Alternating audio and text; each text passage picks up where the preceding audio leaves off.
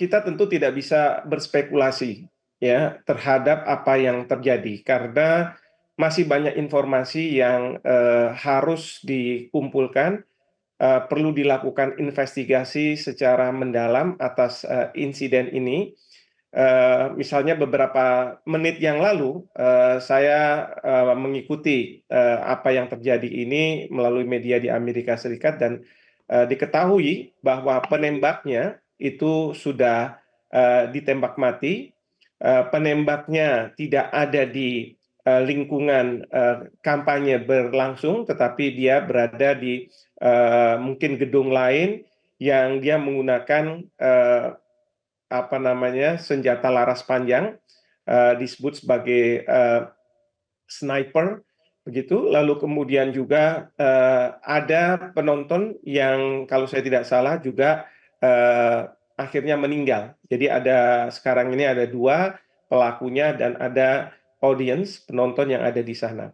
Nah, ini semua kan sudah masuk dan kalau kita lihat hati-hati memang ada suara tembakan, lalu pada waktu ada beberapa kali tembakan saya lihat Donald Trump memegang kuping kanannya. Nah, kuping kanannya ya tangannya ini dan kuping kanannya ini yang terlihat bahwa ada darah di situ, darah mengalir di situ. Nah, tentu kita tidak juga bisa berspekulasi apakah karena ini peluru yang mengenai kuping dari Donald Trump karena sasarannya mungkin adalah bagian kepala dari Donald Trump, ataukah karena Donald Trump merunduk lalu kemudian ada sesuatu yang kemudian melukai kuping kanannya ini. Ini juga kita tidak tahu persis. Demikian juga ketika Secret Service sudah melakukan pengerubungan SOP-nya seperti itu, dan kemudian polisi sudah datang, sudah menggunakan senjata, lalu kemudian Donald Trump diajak berdiri, tetapi saya lihat di situ juga ada sikon di mana tidak langsung buru-buru ditaruh di bawah, tapi seolah-olah diberi kesempatan kepada Donald Trump untuk berbicara. Memang Donald Trump kemudian kita dengar beliau mengatakan fight gitu ya, mungkin maksudnya adalah lawan begitu. Nah, ini juga fakta-fakta yang ada di lapangan dan kemudian ini tentu harus diinvestigasi.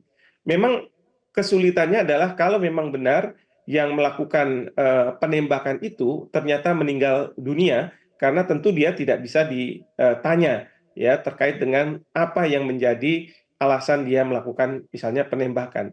Tapi sekali lagi seperti kasus yang menimpa John F. Kennedy, ini juga tidak konklusif karena banyak apa fakta dan juga ada dugaan-dugaan bahwa tidak hanya satu orang saja yang melakukan penembakan yang akhirnya tertangkap gitu ya kalau untuk John F. Kennedy, tetapi juga ada kemungkinan orang-orang lain.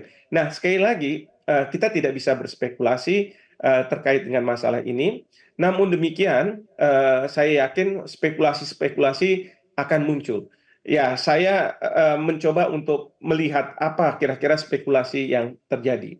Ada Baik. misalnya yang mengatakan bahwa jangan-jangan ini adalah yang dikehendaki oleh partai pesaing dari Donald Trump, yaitu partainya Joe Biden. Namun demikian kita tahu partai dari Joe Biden ini adalah partai yang eh, tidak menginginkan senjata itu dibebaskan kepada masyarakat untuk bisa dibeli. Ya, ini berbeda dengan Partai Republik, partainya Donald Trump, yang dia menghendaki bahwa masyarakat bisa mempunyai senjata. Ya, uh, ini tentu kebijakan seperti ini akan mengatakan bahwa, nah ini kan seharusnya Partai Republican Party ini harusnya ikut dengan Partai Demokrat untuk memastikan bahwa masyarakat tidak boleh punya akses terhadap senjata, misalnya seperti itu. Tapi memang kalau misalnya ini diinisiasi oleh Partai Demokrat, mungkin orang akan bertanya apakah benar atau tidak gitu ya. Iya, Yang Prof kedua mungkin Hikmah, saja spekulasinya. betul sekali ya bahwa memang spekulasi ini kemudian terus bermunculan dan seperti Anda sampaikan tadi tentu masih harus menunggu hasil investigasi secara resmi.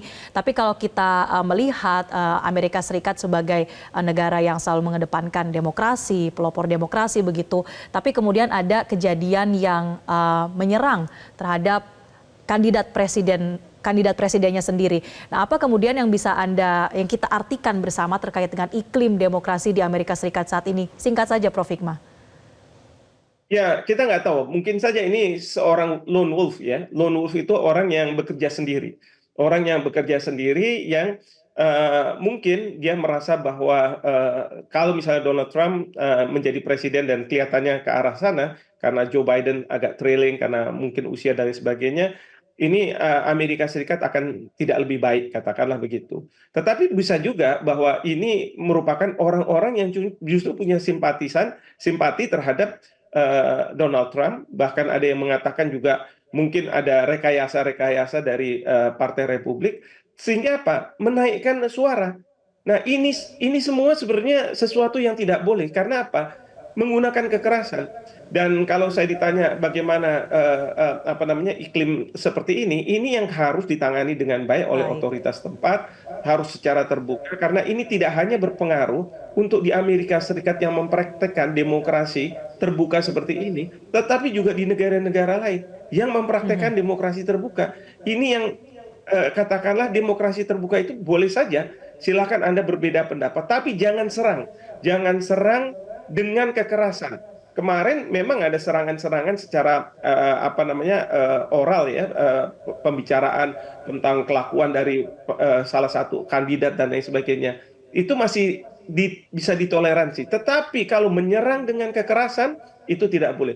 Message-nya Baik. seperti itu, dan saya Terlepas mendengar dari bahwa kontestasi Obama yang saat ini sedang berlangsung ya Prof di sana, tapi seluruh pihak tentunya mengecam jika kemudian kekerasan digunakan dalam kontestasi politik, terutama untuk sebuah negara demokrasi. Tentu masih banyak hal yang bisa kita eksplor, bisa kita dalami dari kejadian ini, Prof, tapi kita akan berjumpa di kesempatan lain. Terima kasih Prof Hikmahanto Juwana, pengamat hukum internasional, telah bergabung bersama kami di Breaking News Metro TV. Jelajahi cara baru mendapatkan informasi. Download Metro TV Extend sekarang.